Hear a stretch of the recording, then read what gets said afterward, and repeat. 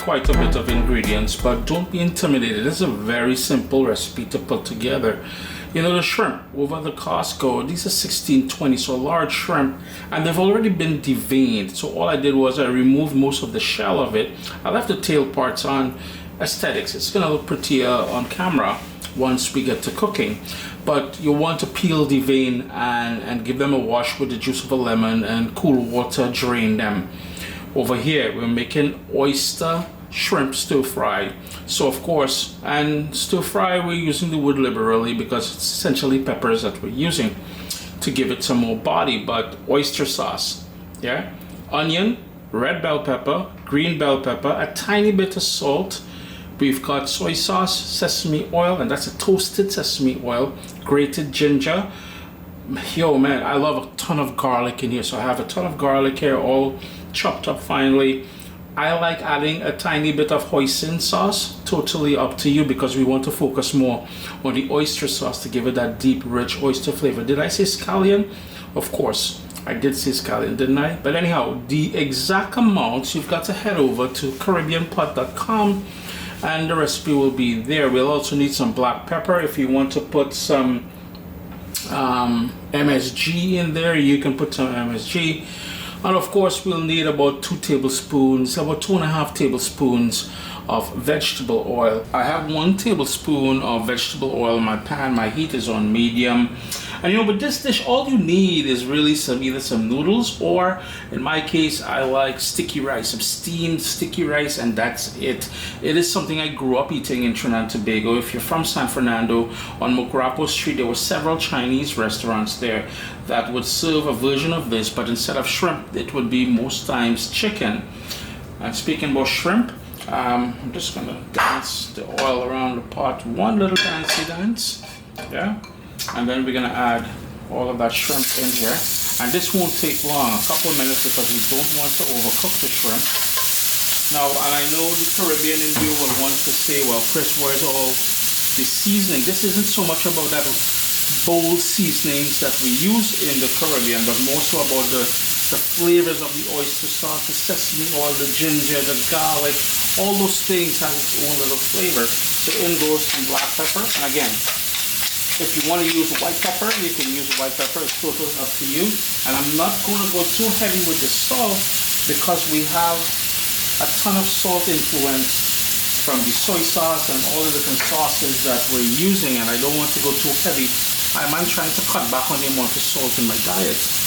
And it won't take long, so it's important that you flip them. Notice how they're already changing color. That's an indication that they're cooking. I'm just going to give this about a minute or so. So it's in total it's going to be 2.5 minutes or so, and nothing else, because it will go back into the pot and continue cooking shortly. All I want to do now is remove these from the heat. It will continue cooking even after I remove them because the residual heat on here. So remove, set aside, and we'll continue. You can turn the heat down at this point while you remove them. I'm not sure if I mentioned it before, but those were 16-20 shrimp, so a fairly big shrimp. I'm going back in with about 1.5 tablespoons of vegetable oil, onion, and you can cut up the onion as big as you want. I like bigger pieces of onion, but again, it's totally up to you. I'm just going to give that a minute before I add the garlic and the ginger. My heat is on medium, so you just want to soften up that onion. Just turn the heat down to medium low.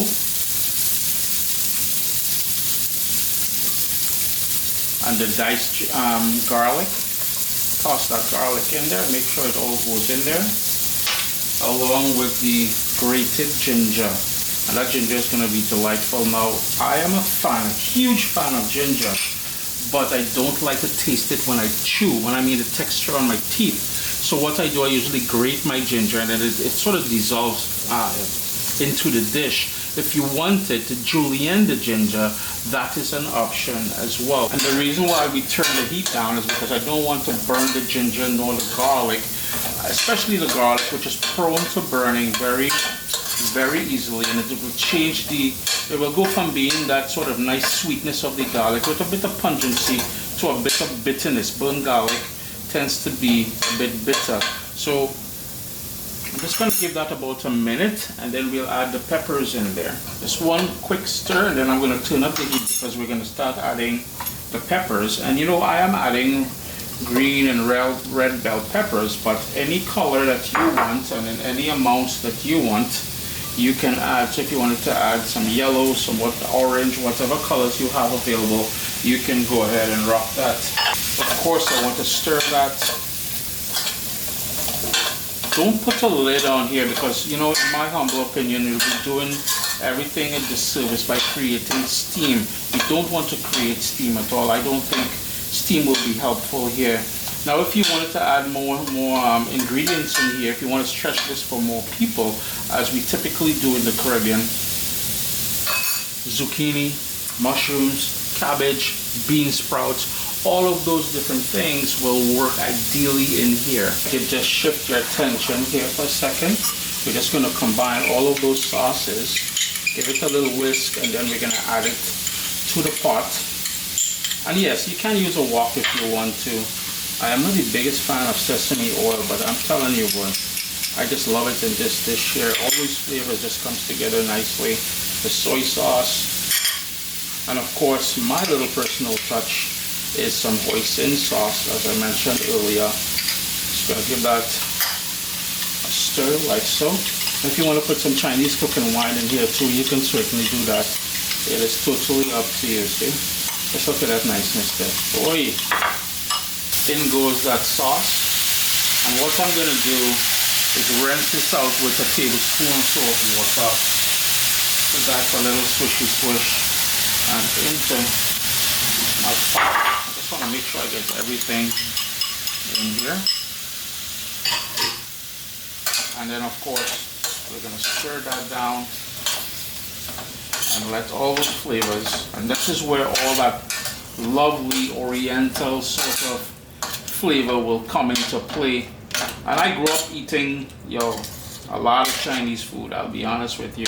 One of my favorite, you know, looking back, it's probably the only sort of takeout sort of food mommy, when, you know, even daddy, when he was coming home after work, they would pick up, or the odd time that, well, not the odd time, but when daddy would take my brother and I to watch Kung Fu movies in San Fernando, we would eat this before the 12 o'clock show. Yeah, this was lunch. It's coming together nicely. The kitchen is smelling wonderful. At this point is where I'm going to return the shrimp back to the pot. I'm going to hit that a stir. Remember, we don't want to overcook the shrimp, but we want to make sure it takes on some of that lovely flavor of the ginger, garlic, and all the sauces that we added in here. On a higher heat, you would get a bit of a caramelization on the vegetables that we used. But again, it's up to you if you want to go with a higher heat. I like it just the way it is here because it is the way I like it. Alright? The last minute is when I'm going to add all of my scallion in there, along with some sesame seed. Yeah? Gotta make it look right, man. Before things start burning, I'm just going to hit that a quick stir just to bring it all together, and we can shut off the stove and allow the residual heat in the pan to finish cooking things off for us. And you know, in all honesty, you don't need to continue cooking anything because this is ideal just the way it is here right now.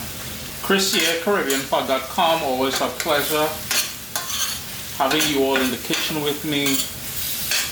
My oyster shrimp sort of stir fry, well, again, I loosely call it a stir fry. It's more or less oyster shrimp with some peppers and some scallion and whatever else in here. So yeah, I hope you all get an opportunity to give this one a try, because listen, this is proper eating right here. Now, if you want to put your Caribbean green seasoning, you go ahead. That's totally up to you. I understand you need to put that green seasoning, and if Scotch bonnet, listen, just go ahead, man, do your thing.